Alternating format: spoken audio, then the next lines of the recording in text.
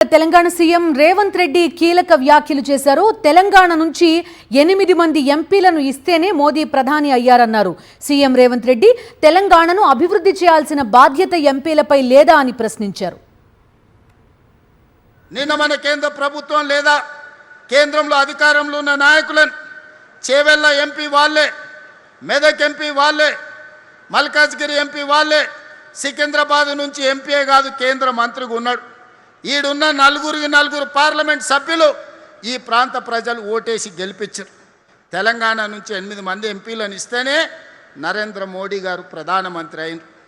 నేను ఇవాళ అడుగుతున్నా, ప్రజలు మీకు ఓట్లేసి గెలిపించి ఢిల్లీకి పంపిస్తే మోడీని అడిగి మెట్రోని తెచ్చే తెలివితేటలు మీకు లేవా?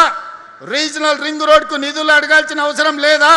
గోదావరి నదీ జలాలు హైదరాబాద్ నగరానికి తాగడానికి నిధులు తీసుకురావాల్సిన అవసరం లేదా?